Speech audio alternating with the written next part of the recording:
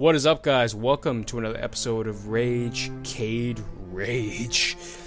Tonight, I want to focus on something that the internet fans have a tendency of saying. Bring this person to the main roster. He will save Raw. He will save SmackDown. Oh, God. Listen, I understand there are fans out there who absolutely adore the talents that are in NXT. You know what? There are fans out there who think and see that those talents have something in them that's going to be able to give WWE main roster, Raw or SmackDown, the attention that it deserves, the viewership to bring back everyone to the fucking show. The problem is, though, and you gotta think of it this way, you will never have one guy save a company. Now, a lot of people can argue that point. A lot of people can say Stone Cold Steve Austin argued to save the company. You know, CM Punk, he was a big draw in the company. You know, Daniel Bryan was the biggest draw in the company. There's a problem with all of that. You are focusing on one individual who you believe will save a company. That's the thing. A lot of those guys that you just mentioned were able to benefit the company, but not necessarily save it if it was at a point in time as it is right now. So that's what kills me sometimes, is when fans come out and saying, oh yeah, if we get, if my name is Finn Balor. That's how I say it, because he can't fucking pronounce his own fucking name. He always goes, Balor. I'm Balor. Wow. You know what? That doesn't surprise me if he fucking did that one day in the goddamn ring.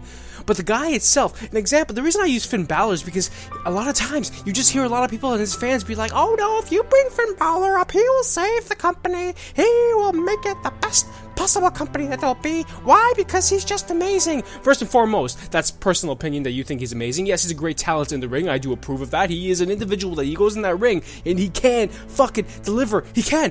I'm not gonna lie. He can. He's an individual who is very exciting in that ring. But give him a fucking mic. Give him a mic and you fucking tell me how good he is on the goddamn mic. Yes, he has his moments. I will say that. Just like every single other WWE superstar has their moments in the ring on the mic. But the problem with Finn Balor, he doesn't have a consistent moment on the mic. What happens with Finn Balor? He gets on the mic, he goes off. But yeah, one, some people find him hard to understand. And two, he's just not that charismatic where it really makes us want to listen to him every single fucking day of the fucking year. If you want to bring a wrestler into the main roster, you have to go with a certain mindset that they're not going to save the company. They're going to benefit the company if they even can, if they're even used properly, if they're actually booked to a point that we can look at them and be like, wow, WWE knows what they're doing. When the fuck was the last time you heard that sentence? WWE knows what they're doing. Not a lot. As a matter of fact, I don't think I've heard that sentence in years.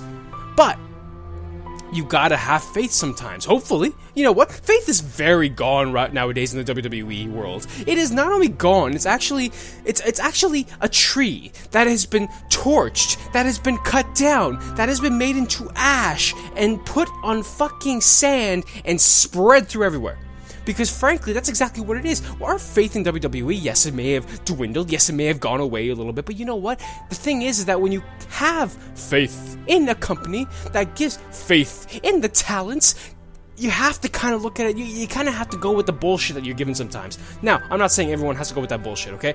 I understand. Some people are like, oh god, the product sucks right now, how can you tell me to go along with it? I really can't. As a matter of fact, I agree with you, the product does suck.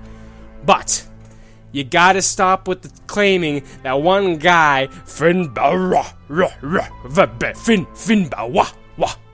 is gonna save the company, because it doesn't work that way. Yes, he is a different type of character. Visually, when he puts on the demon paint, comes to the ring, crawling about, fucking 15 minutes later, he gets into the fucking ring. I'm sorry, his entrance is very, very long.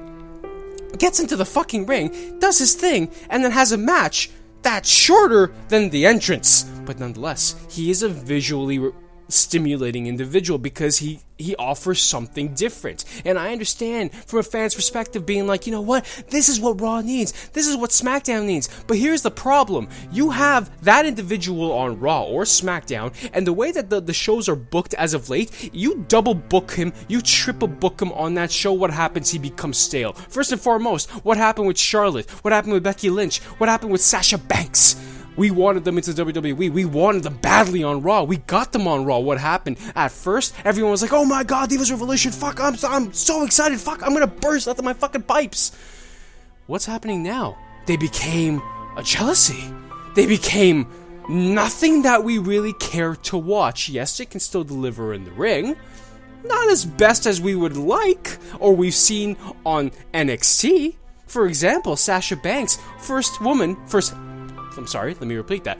I'm getting angry here. Sasha Banks with Bayley were the first women to do an Iron Women match. That was a great match. Nonetheless, their match before that, it was still a great match. Not saying that they have crap matches on Raw, but they're not used how us fans want them to be used. Why? Because Vince McMahon is like, haha, fuck you. I will fuck you guys in the face because I know what you want to watch. Finn Balor. Let's bring Finn Balor up. First and foremost, Neville. Neville is an individual who... great talent. The guy can fly through the air, doesn't care about gravity. The gravity forgot. You know what? Apparently he's also the man that creativity forgot. Because no one is really doing anything with him. What, now he's going to be doing something with The Miz? Going to pair him up with The Miz? Are we going to have another Damien Mizdow .2? Is that how this is going to work out? Because it's the exact same thing where you're just reusing storylines. And the thing is, it happens. It happens in wrestling. It happens everywhere. But the thing that kills me the most is that some people still think you bring one person to the roster, it'll save the fucking show.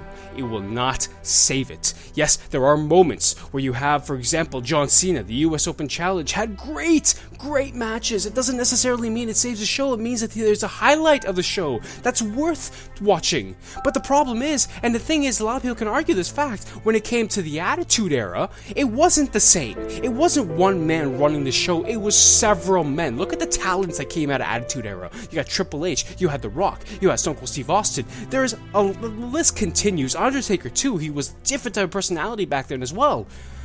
There's a huge list because what happened, those guys were able to get that creativity to go out there. And again, once again, I'm not saying one guy will not save the company. I'm just saying that with today's talents as it is, with the existing talents that there is in WWE right now, you will not have one guy save a show, save a company, save anything. He will benefit it. And that's exactly where I'm going to stop. Because I'm done. I'm done. Fuck this shit. I'm done. Fuck yeah. Fuck Finn Balor. Rage Cade.